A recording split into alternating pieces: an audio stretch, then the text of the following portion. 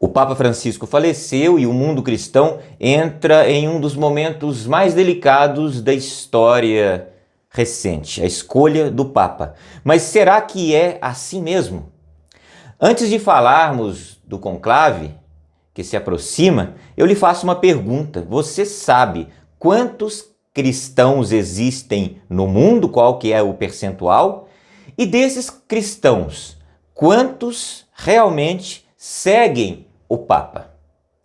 A estimativa mais atual aponta que existem hoje, 2025, 2,64 bilhões de cristãos no planeta, o que representa 32% da população mundial, mais ou menos um terço de pessoas que se declaram cristãs, mas nem todos estão sob a autoridade de Roma.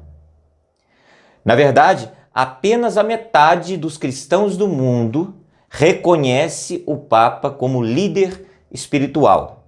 A Igreja Católica, que inclui a Igreja Latina e as igrejas católicas orientais em comunhão com Roma, reúne entre 1,3 a 1,39 bilhões de fiéis.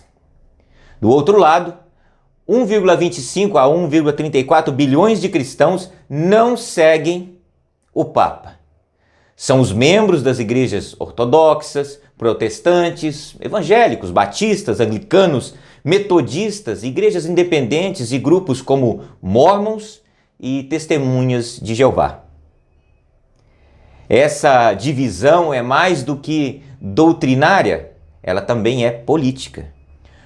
E o temor agora, em meio a um luto global pela morte de Francisco, é que o novo Papa seja escolhido num cenário de pressão ultraconservadora, onde até mesmo ideais ligados ao trumpismo, como no outro vídeo nós falamos que é uma preocupação de Lula, venham para dentro da igreja de forma muito insistente. E muitas vezes nós percebemos, em comentários principalmente, que é um absurdo, que por motivo de política, muitos cristãos agora não gostam nem do Papa. Não, isso não é de agora. Não é por motivos políticos. Acontece que metade dos cristãos do mundo não fazem parte de igrejas que respondem a Roma. Eu vou dar alguns exemplos. Protestantes, inicialmente. Eles somam mais de 1 bilhão, incluem várias tradições independentes, pentecostais com mais de meio bilhão, E nós temos aí um crescimento muito grande na África no momento. Evangélicos, 420 milhões, somando aí com os pentecostais também. Anglicanos, mais de 100 milhões, a igreja anglicana e seus derivados estão em todo o mundo. Os batistas também passam de 100 milhões, luteranos também quase 100 milhões, entendeu? E estão divididos em várias organizações e presentes em quase todos os lugares do mundo.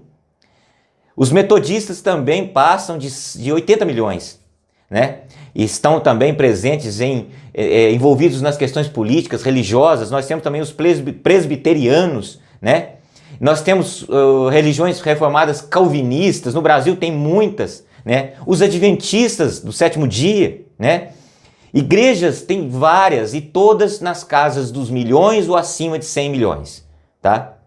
Então isso dá um número muito alto.